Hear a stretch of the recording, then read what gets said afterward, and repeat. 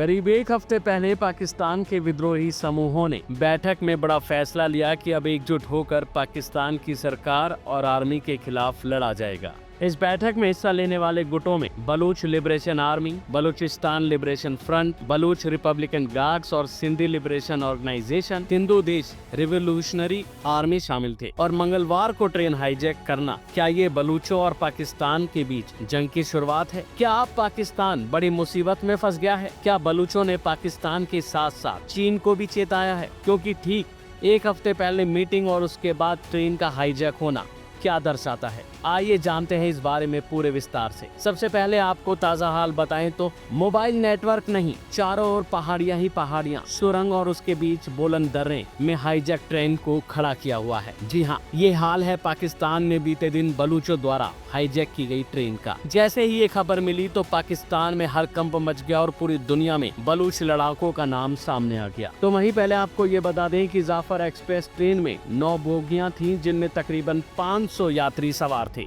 बलूचिस्तान में क्वेटा से पेशावर जा रही ट्रेन जैसे ही टनल में घुसी, उसी वक्त घात लगाए बैठे बलूच लिबरेशन आर्मी यानी BLA के आतंकियों ने उस पर हमला कर दिया। अभी तक 104 बंधकों को छुड़ा लिया गया है, लेकिन 30 पाकिस्तानी सैनिक भी मारे जा चुके हैं। साथ ही पाकिस्तान की शहबाज शरीफ सरकार को बलूच लड़ाकों ने चेतावनी दे डाली है कि यदि उन्होंने सैन्य ऑपरेशन करने की कोई भी कोशिश की तो बंधकों को मार डालेंगे। दरअसल तेल और खनिज से समृद्ध बलूचिस्तान पाकिस्तान का सबसे बड़ा और सबसे कम आबादी वाला प्रांत है। यहाँ सबसे ज्यादा बलूच लोग हैं। क्षेत्रफल के लिहाज से बलूचिस्तान सबसे बड़ा सूबा है, लेकिन आबादी कम है और बाकी प्रांतों के मुकाबले यहाँ के लोग गरीब हैं। यहाँ रोजगार के मौके बहुत कम है, लोग बेरोजगार हुए पड़े हैं, लेकिन प्राकृतिक संसाधन विशेषकर तेल यहाँ बहुत ज्यादा मात्रा में है और इसलिए ये सूबा पाकिस्तान के लिए काफी महत्वपूर्ण है। जिनका कहना है कि उन्हें पाकिस्तान सरकार द्वारा भेदभाव और शोषण का सामना करना पड़ता है। पाकिस्तानी अधिकारियों का अनुमान है कि BLA के पास करीब 3000 लड़ाके हैं। BLA लगातार पाकिस्तान सुरक्षा बलों को निशाना बनाता आ रहा है। इसने नागरिकों के साथ साथ चीन पाकिस्तान आर्थिक गलियारे यानी कि CPEC से जुड़ी परियोजनाओं पर काम कर रहे चीनी नागरिकों पर भी अटैक किए हैं। बलूच लिबरेशन आर्मी यानी BLA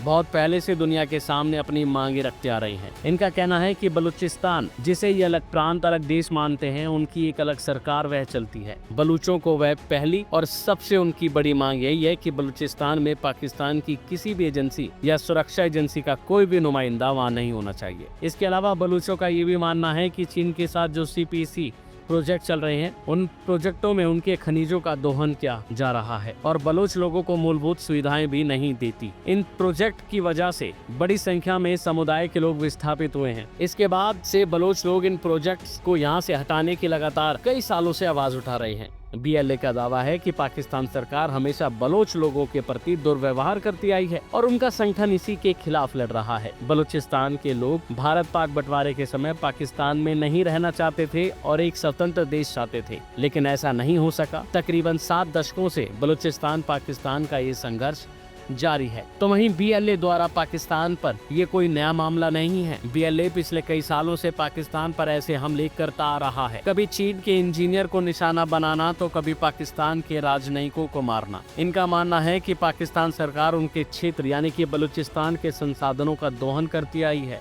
BLA का दावा है कि पाकिस्तान सरकार हमेशा बलूच लोगों के प्रति गलत रवैया रखती है और उनका संगठन इसी के खिलाफ लड़ाई लड़ रहा है। बता दें कि क्या है बलूचिस्तान का इतिहास। भारत और पाकिस्तान के अलगाव के बाद 1948 से ही बलूचों के लिए अलग देश की मांग के साथ विद्रोह की शुरुआत हुई। ये विद्रोह 1950 से लेकर 1970 के दशकों तक कई चरणों में चला। बलूच लिबरेशन पार्टी एक ऐसा संगठन है जो बलूचिस्तान को पाकिस्तान से आजाद करने की मांग कर रहा है। इस संगठन के लड़ाकों ने पिछले कई सालों में पाकिस्तान में कई बड़ी आतंकवादी घटनाओं को भी अंजाम दिया है और धीरे धीरे ये चीन को भी अपना निशाना बना रहा है। दरअसल इस आर्मी का गठन साल 2000 में बलूचिस्तान को पाकिस्तान से अलग करके एक स्वतंत्र देश के बनाने के लिए किया गया था। पहली बार ये संगठन 1970 के दशक में दुनिया के सामने आया था। जुल्फिकार अली भुट्टो के कार्यकाल के दौरान बलूचों ने अपनी बगावत शुरू की थी। जब जियाउल हक ने सत्ता पर वापसी की तब इस सशस्त्र बगावत को खत्म कर दिया गया। इसके बाद ये बगावत फिर साल 2000 में शुरू हुई, जो कि आज तक जारी है। बता दें कि बलूचिस्तान में सिर्फ एक ही संगठन नहीं बल्कि कई चरमपंथी संगठन जैसे Baloch liberation front, Baloch liberation army, Baloch republican republican guard, Baloch liberation tigers, Baloch nationalist army और यूनाइटेड बलोच आर्मी संगठन शामिल है। इनमें से बलोच लिबरेशन आर्मी सबसे ज्यादा एक्टिव और वही ताकतवर है। हालांकि इन सभी दलों का उद्देश्य एक ही है और वो है आजादी, जो कि वो पाकिस्तान से दशकों से उठाते आ रहे हैं। जाहिर है कि बलूचिस्तान के लोग भारत पाक बंटवारे के समय पाकिस्तान में नहीं रहना चाहते थे। वो एक स्वतंत्र देश चाहते थे, जो कि उन्हें आज तक नहीं मिला है। बता दें कि तब ऐसा नहीं हो सका और आज तक बलूचिस्तान और पाकिस्तान के बीच ये संघर्ष जारी है। बलूचिस्तान एक ऐसा देश बनाने की मांग कर रहे हैं जो कि ये लड़ाके मार्क्सवादी की विचारधारा को मानते हैं। ये आधुनिक और पारंपरिक दोनों हथियार चलाने में संपन्न है। लेकिन अब देखना होगा कि BLA के इस कदम के बाद क्या पाकिस्तान से ये जंग की शुरुआत है और पाकिस्तान के साथ खड़ा रहने वाला चीन क्या इस जंग में कौन से कदम उठाएगा। ये देखने वाली बात होगी कि अब लड़ाके आगे आगे क्या क्या करते हैं। क्या इस हाईजैक से ये अंदाजा लगाया जाए कि अब पाकिस्तान अब बड़ी मुसीबत में फंस गया है, और अगर वो मुसीबत में फंस गया है तो अब आने वाले दिनों में इस पर क्या फैसला लेगा। अभी के लिए फिलहाल इतना ही।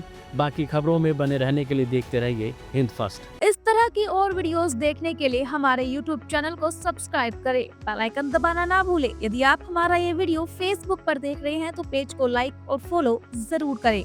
हमारे अन्य सोशल मीडिया पेजेस से भी जुड़े।